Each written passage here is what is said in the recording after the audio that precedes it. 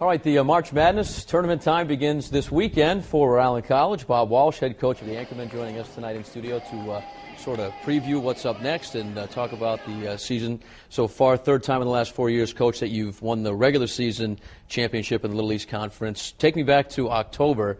Did you think you'd be sitting here in February talking about winning another regular season title? Well, actually, in October, I thought we had a pretty good chance. In December, I thought there was no way. Okay. We struggled in the first semester. We had 13 players, 8 of them are new, and then we dealt with a whole lot of problems in January with, a lot of injuries and playing with only 8 guys at times. But a couple of guys have really stepped up, and we kept our heads above water in January. Now we have everybody back there playing again. 18-7 overall. Last 3 years, you've been to the NCAA tournament. Would you consider yourself a lock now, or is it a bubble situation for you? We're definitely not a lock. I mean, we have 7 losses, and people don't realize how hard it is to get into the Division III tournament because it's all regional. Right. There are a lot less spots available. So, we'll be pretty comfortable if we can win our tournament this weekend. We'll get an automatic bid. If we don't do that, it'll be difficult. Not a lot of, and I use this term lightly, but talent flexibility at Division III. I mean, when you have a situation where there's injuries or when there's a time where a coach has to become a disciplinarian as well, you have to kind of walk that fine line. And this year you had that situation where you may have sacrificed some wins to be a good coach and teach the kids a lesson.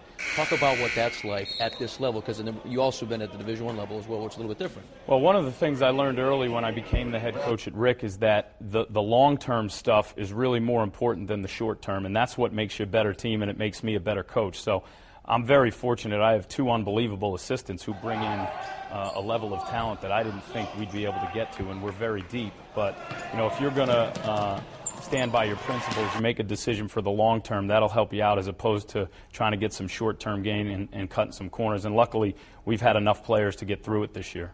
All right. I know you don't like to talk about you, but it's too bad because this is my show, and I'm going to ask you about you. Your resume is unbelievable at Rick. It's your 5th year. 110-34 is your record. You were an assistant at Providence for 7 years with Tim Welsh.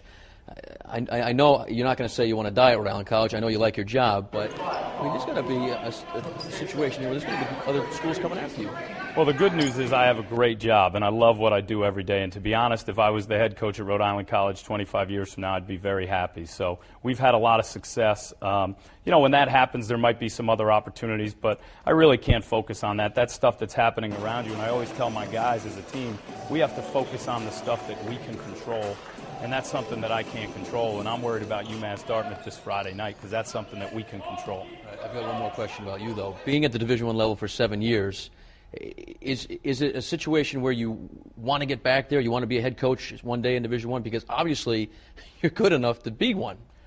Well, you want to be somewhere where you can run the program the way you want to run it. Right. And at Rick, I've been able to do that. Our athletic director, our president are so supportive, and the kids that we get and that I'm able to coach are fantastic. And it's really, at the end of the day, when you blow the whistle, it's those kids that are around you and what they'll do for you. And that's, to be totally honest, what's really important to me.